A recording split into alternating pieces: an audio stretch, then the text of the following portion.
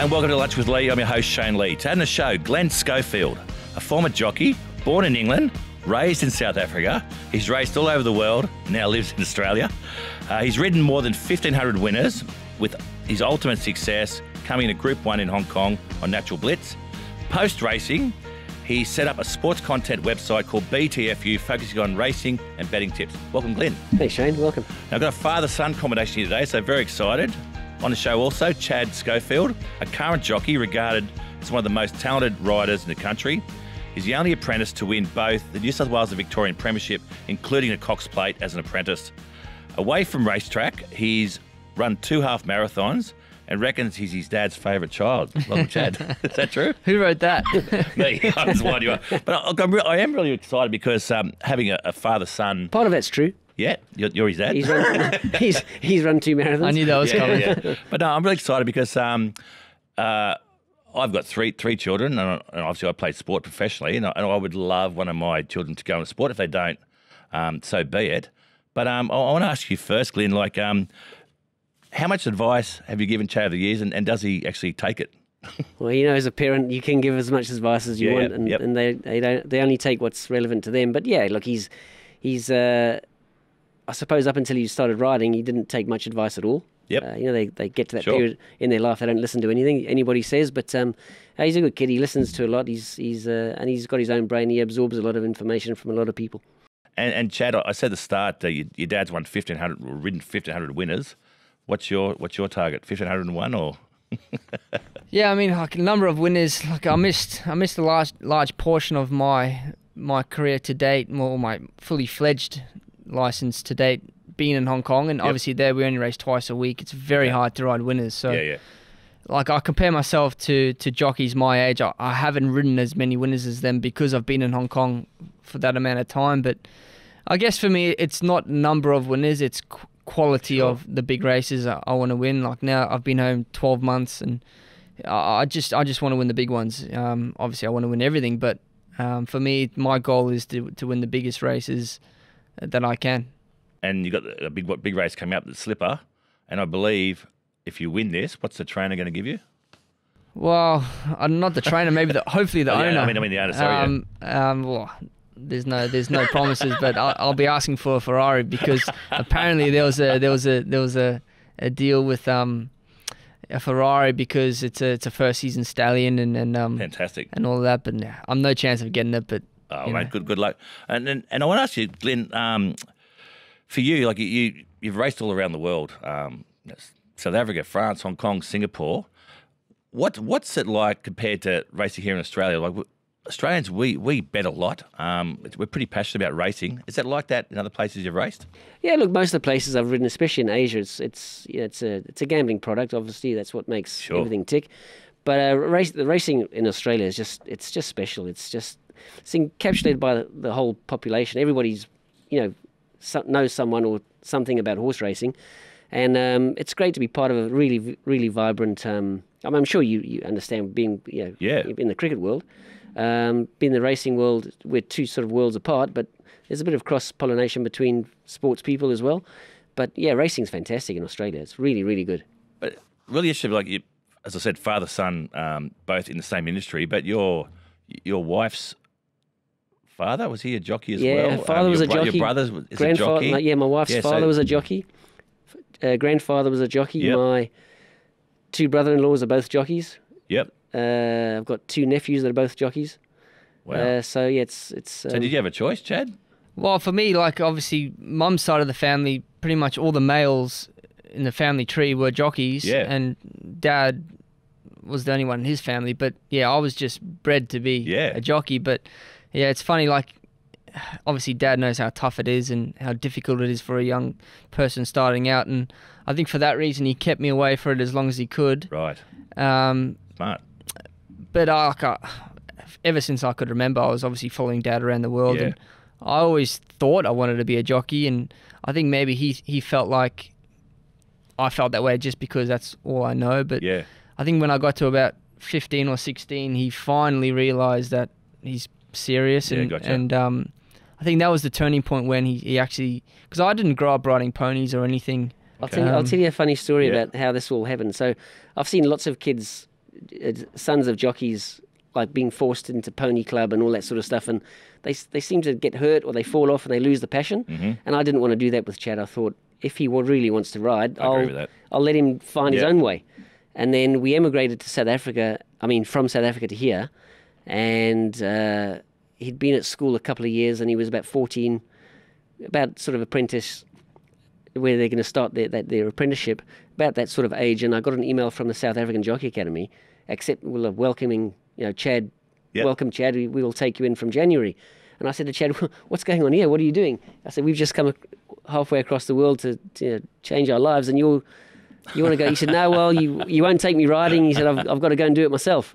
So that's when I thought, okay, he's really serious about this. And then we obviously put everything into it, and he's ended up where he is. That's a true story, because I was always obviously begging to ride, and but Dad would never take me riding. He'd always sort of put it off. And I remember one night they went to bed, and I might have been 13 or 14, and I went on the computer and enrolled myself into the South African. So you know how a computer works?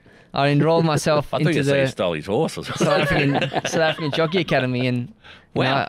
On their website, I remember they had all these measurements: your knee to your foot and elbow, and I measured myself that night, and I said, I'm small enough, and I enrolled myself, and that's when they rang Dad. Well, that's a good sign. I remember because my dad didn't play cricket. You ask my old man now, having 2 Australian cricketers in the family. Yeah. Dad thinks he's played about 150 tests. But that was really good on the mental side. But, I basically signed myself up to play because I just loved it. Yeah. I think that, it's got to come from within. I was going to ask you about, because you got 2 sisters, and I think they run a dance academy. So dancing was an option potentially or not? If you saw me on a Saturday night, you'd say no. Well, I know you're going back to lunch with one of your good mates after this, so you might be able to dance for tonight. So we'll see how it goes. But I want to ask you, Glyn, because I've owned a couple of horses in my time. I'm not a big racing guy myself, so excuse my ignorance. But what I obviously owned a few slow ones. That's why you're not a big racing guy. Well, this thing it cost me about $300 a week in shoes. I said, what's it wearing Julius Marlowe's this thing, right? Anyway, but one of the things I want to ask about is do you get scared of potentially falling off? And have you both had any serious injuries to date?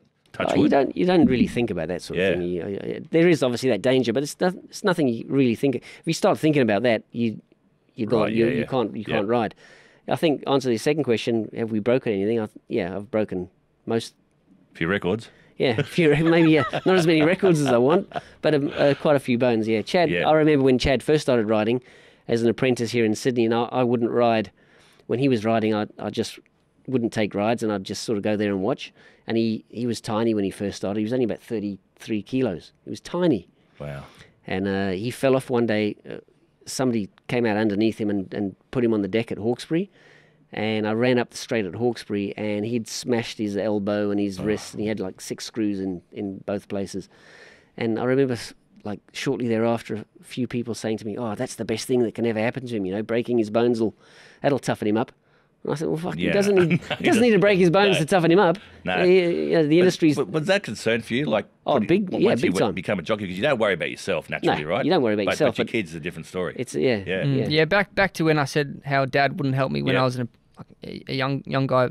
I've got a son now of my own, and there's no way in hell he's been a jockey. I understand now why Dad did what he did to try and put me off for so amazing, long. Isn't it, when you have your own kids. But I'll be doing the same to my son. Yeah. Now, you both two, you rode in the same Melbourne Cup? Yeah, twice. We did, Twice. Yeah. So tell me what that's like. So you obviously, were you riding for the same stable? Or? No, it was different stables, and there was a lot of build up from the week out leading into the race, because we made a bit of history. I can't remember. I think it was the first father and son in maybe 5 decades, or wow. It was a big thing, and the news obviously, all the news companies covered it, and it was pretty cool. Would have been a lot bigger for you had you beaten me home. Or there's a protest. Oh. Imagine that. I don't remember what horse I rode there. So I'll ask you first, Glyn. What's your highlight? I mentioned Natural Blitz at the start. Yeah. Is that the highlight for you? Oh, look, to try and find, I've retired. Ridden a lot of good horses and big races around the world, so it's hard really to find it might be one of the biggest races I've ridden, or in Hong Kong as well, but There's so many. I mean, some horses, you can win a small race on a horse, but it's got a personal attachment to you as well. So he's explained that, the personal attachment, because I hear jockeys say that all the time, that they have some sort of affinity with the horse. And I was actually talking to Craig Williams. He just had a race fall on the weekend, and I phoned him up to see if he's okay, and we had a long chat. And I was just saying to him, I said, you know what, you sit back and you reflect on your career and all that, and it gets to a stage most of the time where a horse sort of becomes a tool of your trade. You forget that they're actually, like living and breathing things, and you got to like pinch yourself and make sure that you reconnect and make sure that you understand that they're not just tools of your, not like a tradesman's tools, but they're more than that, and they're special. So some of them really capture your heart, and you have a really close bond with them and affinity with them, and some you just get on and get off, and you don't see them again. So there's been many that have been just on and off, and you never ex-girlfriends.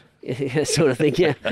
and Chad, have you had that similar experience with having a real close bond or affinity with a certain horse? Yeah, absolutely. Like as jockeys, we ride track work 3, 4, 5 days a week. Yep. And often, 99% of the time, you're riding horses you've never ridden before. So, the staff will tell you, oh, they this and that. But some horses you just get on well with, and they want better behave for you than perhaps their track work riders. And some horses you just don't get along with, and they wrestle you and they fight you, and whatever. But definitely, you do sort of click and with certain horses, and every jockey's got their own riding style and technique, and that suits some horses. It may not suit the other half. But I'll never forget, Dad had a horse called Boban. Boban was virtually uncontrollable. Right. But Dad was just one jockey for whatever reason, clicked with that horse, and I think they went on to win 3 or 4 Group 1s together. Just worked together, yeah, it was a good horse. Like some of the parts. Certain jockeys click with certain horses for sure. So on that, the Golden Slipper's coming up. Hopefully that same affinity and bond will continue. Well, I think so. I mean, I've ridden this. She's only 2 at the moment, but I have ridden her virtually from the time she started to learn to gallop, and I honestly can say I had that connection with this one horse learning to fly. I really thought back then she was capable of very good things, and so far she's unbeaten. She's done everything we've asked of her, and I think she's currently favourite or second favourite for the Golden Slipper, and I believe she can win it. Very excited for Saturday. I think she's a live chance in the Golden Slipper. What odds do you reckon? I think I'm not sure, but I think she's either 4 or 5 to 1. Okay. But yeah, definitely one of the favourites. And she's the only horse that'll run in the race on Saturday unbeaten. So, it's exciting. Good work, mate. I want to ask you both a question. Can you guys look at a horse and go, yeah, that horse has got serious potential? Like, looking at its features? No. You feel more than you look. Do you? Okay. Yeah, there's smarter people than me. Yep. That go to the sales, they look at them, and they profess to be able to tell which ones can run and can't. But the reality is you can't tell. It's an educated guess. But when you get on them and feel them, they just give you this feel, from underneath it. You both spent a lot of time in South Africa. How's it, my bro? But how's it, my bro? Did you play other sports growing up? Both of you? Yeah. I'm a lover of all sports. Yeah. Really, I obviously played all of them when I was young. I tried my hand in rugby. I had to give that up when everyone else grew and I didn't. But I love them more. Soccer, cricket, everything. Glyn, did you play much sport? I played a bit of soccer when I was at school. Yeah, I was very keen soccer player, but not anymore. Can't run. He tells me he played for his state, but I don't know. Growing up, when I had to kick a ball with him in the garden, he had 2 left feet. Any state will do. Well, they're provinces in South Africa, aren't they? Yeah, provinces. Yeah. So you might be pulling your leg there. Now, you just retired, so congratulations on a fantastic career. 1,500 wins, which is unbelievable.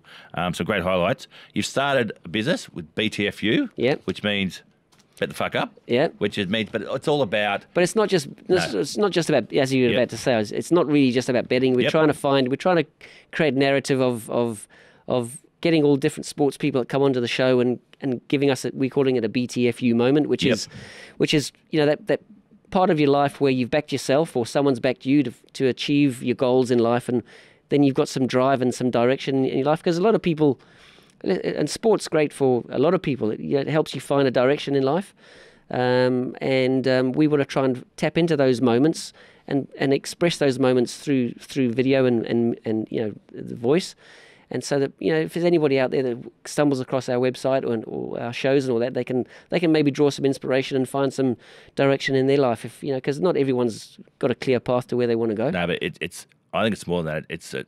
Check it out, guys. It's a fantastic site. It's slick, but it's more than just racing. It's about sport. Yeah. Really good content. Really good insight into sports, and it's new, so we're trying to create as much as we can, and it's a lot of fun. I must say, it is a lot of fun.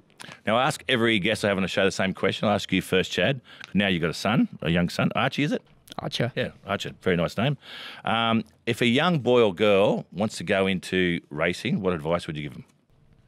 I think it's a great industry. I think we're all lucky to be involved in such a great industry, and I think in Australia we're even more lucky to be in a country where it's thriving. It's just getting better every year. It's getting bigger. It's very popular. But I'd just say no matter what avenue they're interested in, it's just lovable. I think any young person, racing's a great industry to get involved in. And Glenn, what advice would you give a young boy or girl that wants to go into the horse racing industry? Well, I'm glad he didn't steal a couple of my lines that I told him. Well done, Chad. I don't even remember what they were. In racing, you're a one-out merchant. It's you and your horse. So you got to build your own self. Yeah, gotcha. So you only get out what you put in. And if you really love it, you're not going to work a day in your life. I mean, many people have said that about what they do if you love it. But honestly, you got to just treat yourself with honesty and others with honesty and respect, and you'll carry yourself well in the industry, because it's an industry that's got a lot of like bad connotations about it, but if you can hold yourself in a good light, you'll do well. Well, I really appreciate you both coming on the show, and I want to say it's great to see a father and son. You're obviously very, very close. You shared a lot of similar experiences with I don't think a lot of parents get to go through, which is wonderful. Yeah. And I love your insights now from being the son to being a father. It's interesting how you're going to pass on certain information. I know you always appreciate your parents more when you have your own kids. I know I did, definitely. Yeah. But thanks for coming on the show. We're going to go downstairs now. We're at the Village Inn here. We have a few O'Brien beers and have a little bit of lunch. So thanks, guys, for coming on the show. That's great. Cheers. Thanks, Shane. Thanks, Shane. That's it for Lunch with Lee this week. A big thank you goes out to our guests, Glyn Schofield and Chad Schofield. Fantastic to have a father-son combination on the show.